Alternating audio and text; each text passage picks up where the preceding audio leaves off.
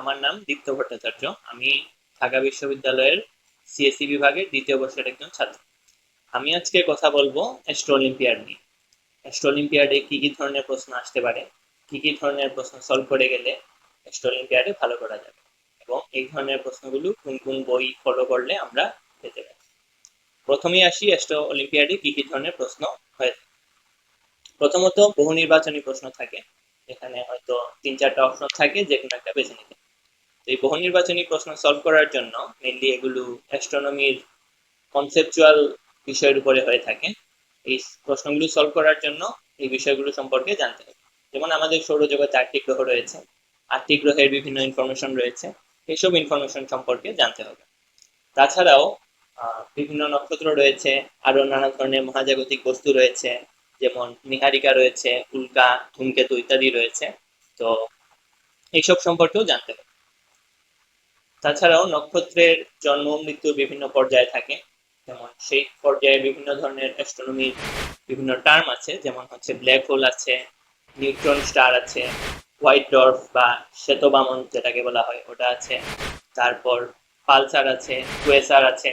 এই সব কিছু সম্পর্কে জানতে হবে, তাহলেই হচ্ছে বহু নির্বাচনী প্রশ্নগুলোর উত্তর করা যাবে।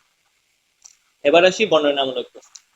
বর্ণনামূলক প্রশ্নগুলো সাধারণত কনসেপচুয়াল হয়, ব্যাখ্যামূলক হয়। যেমন অ্যাস্ট্রোনমিক্যাল যে ঘটনাগুলো ঘটে, যেমন বিগ ব্যাং বা নক্ষত্রের জন্ম মৃত্যুর যে চক্র বা আবর্তন, এইগুলো সম্পর্কে জানতে হবে, এইগুলো ব্যাখ্যা করতে বলা হতে পারে। তো এইভাবেই আসলে বর্ণনামূলক প্রশ্নগুলো উত্তর করা যেতে পারে। এবার আসি হচ্ছে গাণিতিক প্রশ্ন। গাণিতিক প্রশ্নে সাধারণত কিছু ফর্মুলা ইউজ করে অঙ্ক করতে হয়। যেমন বিভিন্ন টাইপের ম্যাথ থাকতে পারে, ব্ল্যাক হোল রিলেটেড ম্যাথ থাকতে পারে, ব্ল্যাক হোলের ঘটনা দিগন্ত বের করতে বলা হতে পারে। তারপর কৃত্রিম উপগ্রহ রিলেটেড ম্যাথ থাকতে পারে, কৃত্রিম উপগ্রহের হাইট বা কৃত্রিম উপগ্রহ কত বেগে ঘুরছে এইসব ম্যাথ থাকতে পারে। তারপর হচ্ছে বিভিন্ন স্টার বা তারার ঔজ্জ্বল্য রিলেটেড ম্যাথ থাকতে পারে, বা তারার দূরত্ব রিলেটেড ম্যাথ থাকতে পারে। এইসব ম্যাথ করার জন্য একটি উৎকৃষ্ট বই হচ্ছে গাণিতিক জ্যোতির্বিজ্ঞান, লিখেছেন আবু সালে মোহাম্মদ নুরুজ্জামান।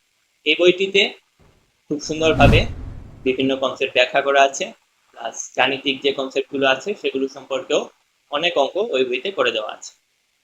আচ্ছা, এবার বর্ণনামূলক এবং গাণিতিক প্রশ্নের পাশাপাশি আরো এক ধরনের প্রশ্ন হয়ে থাকে, সেটা হচ্ছে তারা পরিচিতি, যেখানে হয়তো একটি আকাশের মানচিত্র বা ম্যাপ দেওয়া থাকে, তো সেই ম্যাপ থেকে তারা আইডেন্টিফাই করতে হয়।